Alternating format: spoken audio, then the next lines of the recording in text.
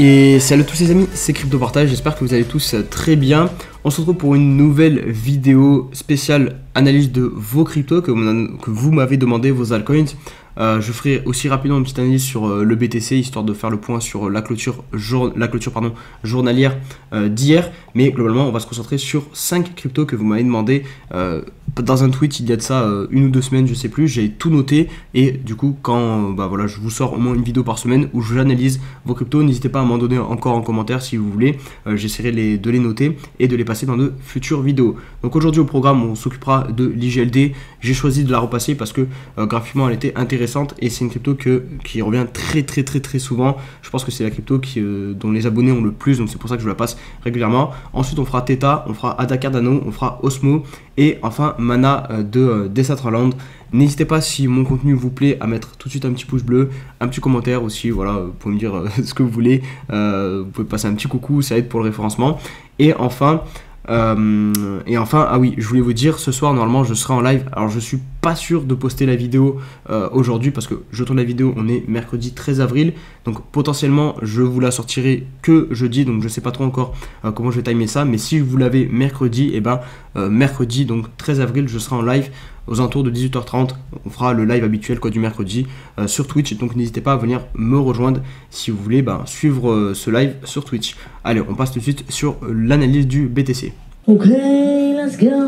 Alors on va faire un point très rapide sur Bitcoin juste avant de passer aux altcoins, histoire d'analyser la clôture d'hier en journalier, puisqu'elle est assez intéressante. Donc c'est cette bougie ici qui nous permet de voir que l'on tient pour l'instant cette zone importante que j'avais pas mal identifiée. Donc c'est tout simplement la zone 0,78 de retracement de tout le précédent mouvement daily qui nous a mené jusqu'à 48 000 $.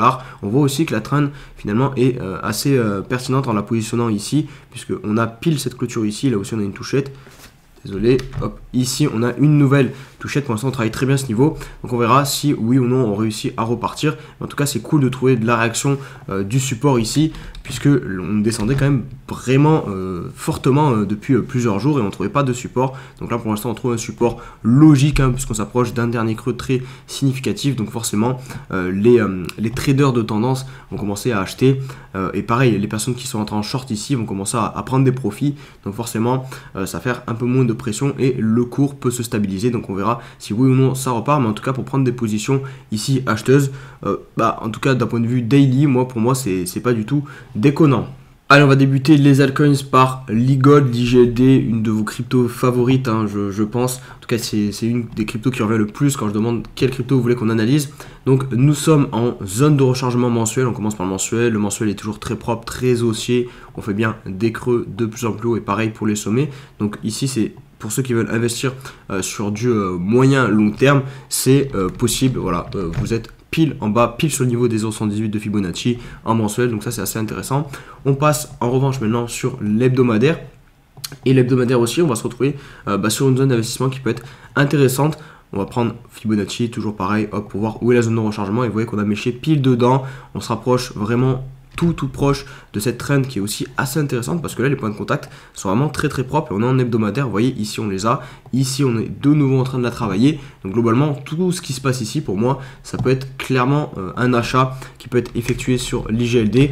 On voit clairement aussi que ce niveau est hyper important. Alors on aurait pu valider ce W, d'ailleurs on l'a validé peut-être en clôture, mais pour moi j'attendais vraiment une clôture, et je vous l'avais dit, au-dessus des 220 $, parce que ce niveau là on a travaillé comme support est hyper important. Ici on a une petite touchette, je vais peut-être agrandir, peut-être que vous voyez pas très bien.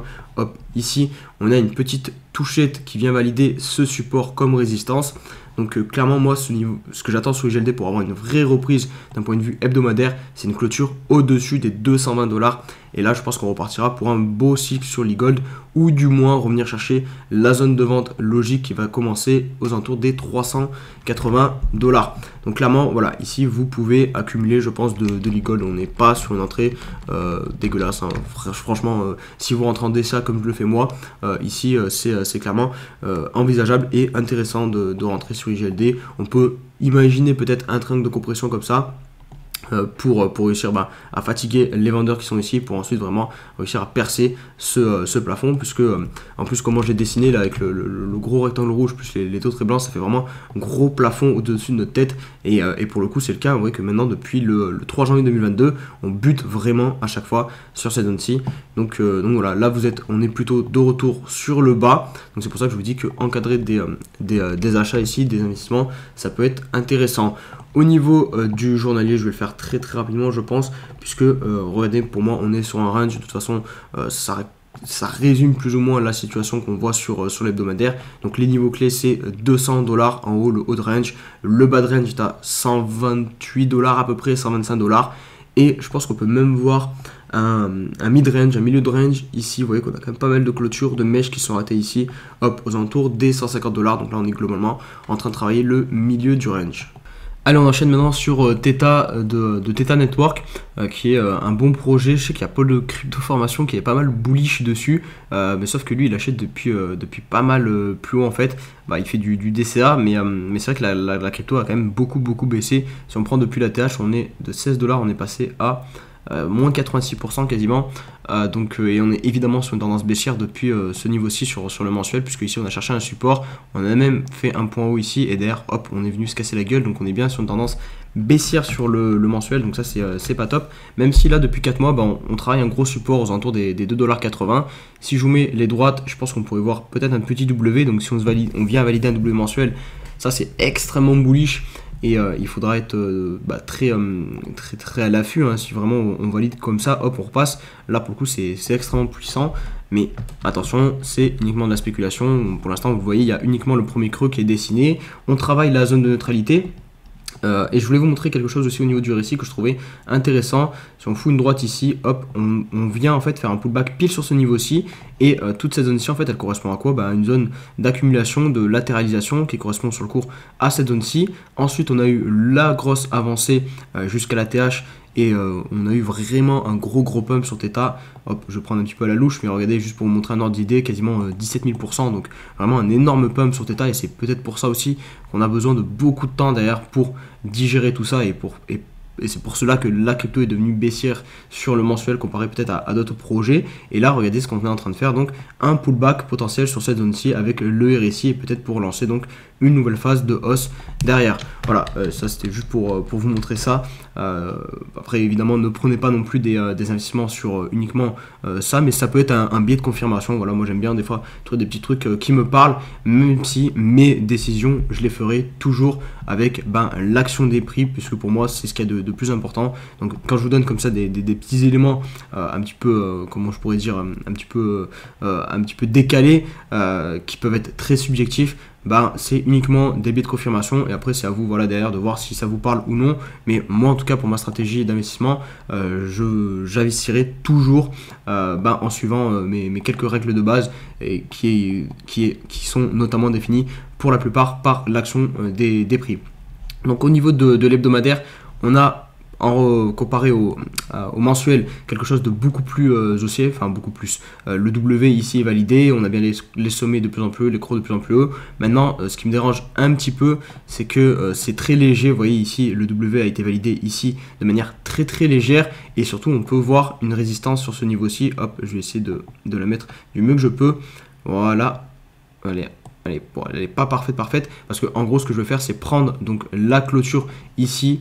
Donc on a une clôture support, et ensuite vous voyez ici résistance qui se matérialise. Donc clairement j'aurais préféré, ici on a même une mèche, ici pareil ça a méché, donc pour moi j'aurais préféré vraiment une clôture au-dessus de ce niveau là, pour quand même avoir une reprise haussière un peu plus franche. Pour moi je pense que sur Theta on a encore peut-être pas mal de temps en fait à passer dans une phase de latéralisation, de range comme ça. Vous voyez par exemple les moyennes mobiles ici qui sont croisées à la baisse, elles sont quand même fortement orientées, enfin fortement baissières. La bleue est pas mal éloignée de la rouge, donc en général ce qui se passe c'est qu'on va avoir la bleue tranquillement qui va se remettre à plat, les deux vont se remettre à plat, et puis au moins hop, si évidemment la crypto veut repartir à la hausse, et on va avoir la bleue qui va couper la rouge à la hausse de manière violente, et là on aura vraiment une reprise forte du momentum haussier. Mais là pour le coup on est plutôt sur une phase où on temporise et on digère toute cette grosse baisse qu'on a eu, parce que 85%, 86% c'est une grosse baisse, et il faut en général du temps pour relancer la machine.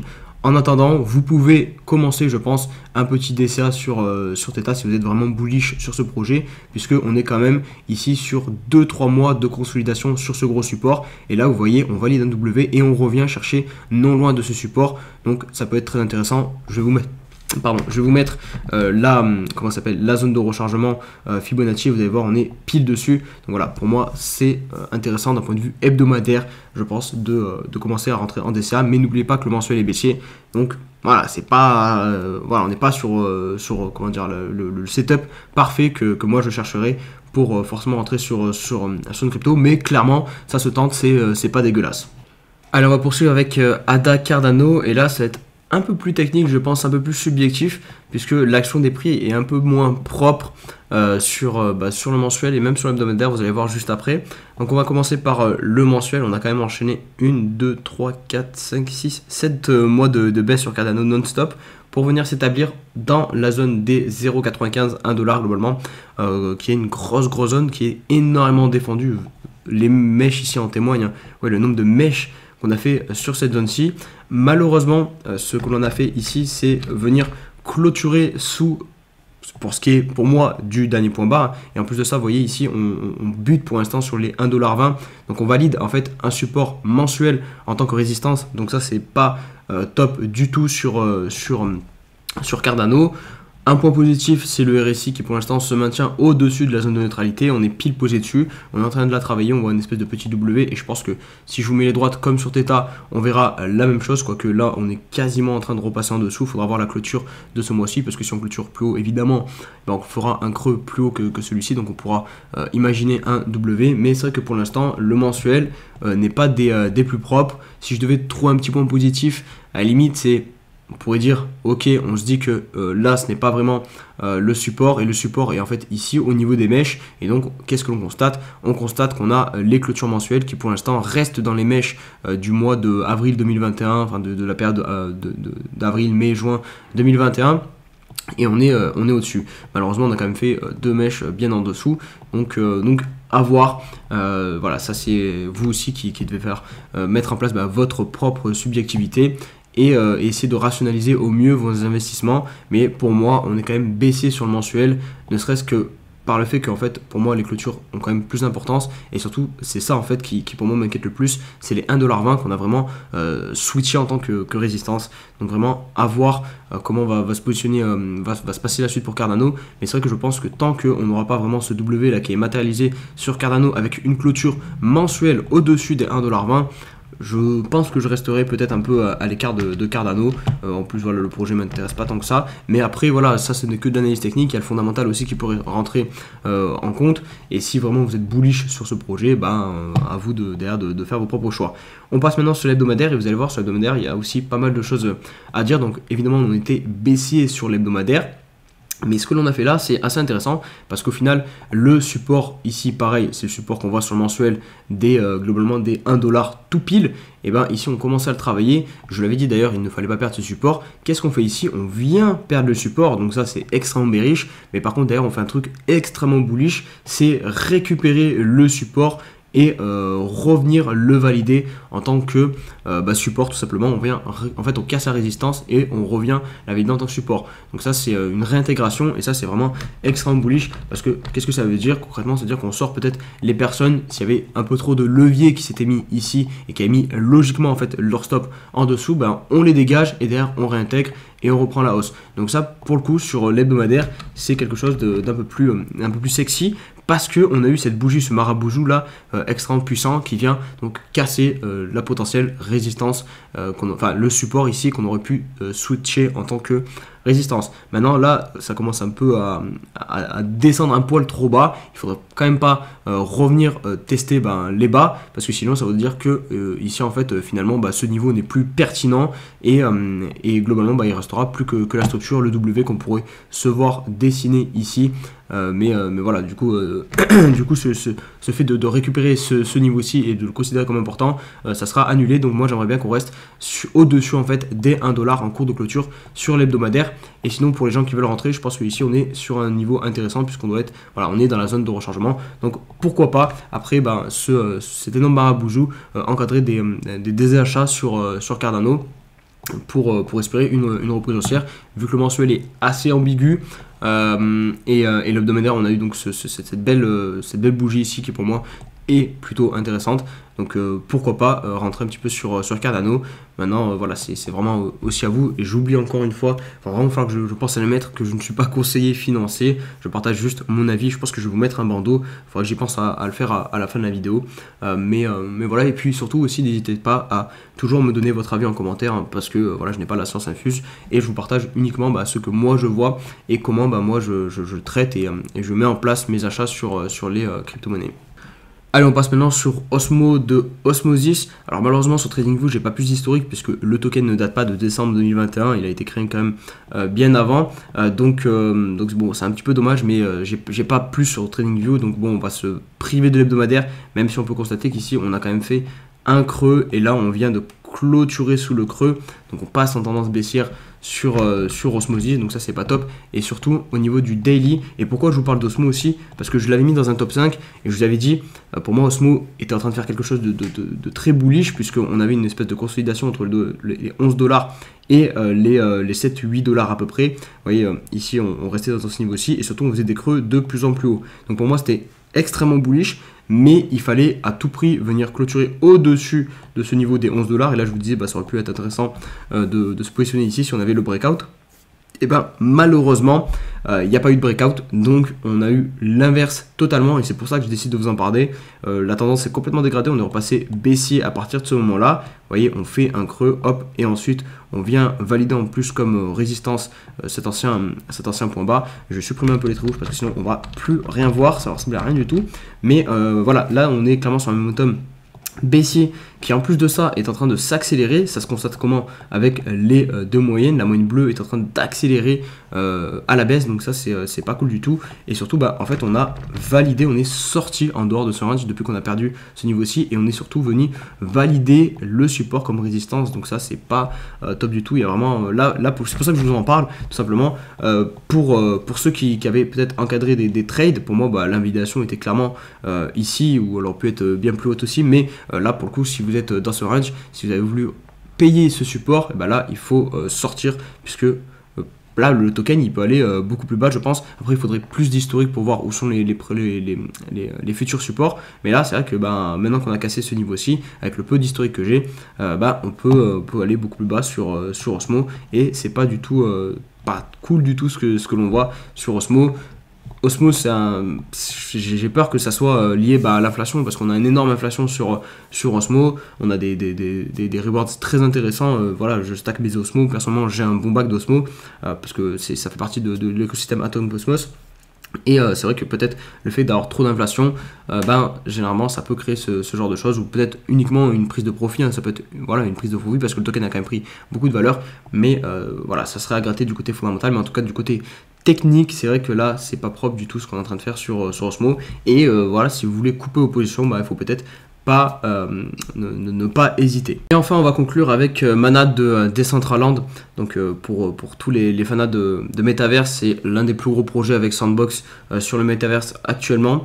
Donc en mensuel on est toujours haussier. Pour moi on a le creux significatif qui se situe ici, et le top à 6 $ et quelques, et là on est en train de corriger ce mouvement, et vous allez voir, très intéressant, on est vraiment situé dans la zone de rechargement du coup long terme. Donc pour structurer des achats et des investissements, ça peut être très intéressant de le faire dans cette zone-ci. Le RSI est toujours au-dessus de la zone de neutralité, même bien au-dessus, 55, et on a même, je pense, un petit support ici qu'on pourrait dessiner, regardez, et même ça pourrait même faire un peu comme ce qu'on a eu au final sur tout à l'heure c'était quoi, c'était Theta, où on a une espèce de pullback avec ce niveau-ci. C'est assez propre, on a 1, 2, 3, 4, 5, et là ça ferait la 6e touchette sur ce niveau 55 sur Mana. Donc à voir si ça fait réagir une fois de plus le cours. On enchaîne avec l'hebdomadaire maintenant.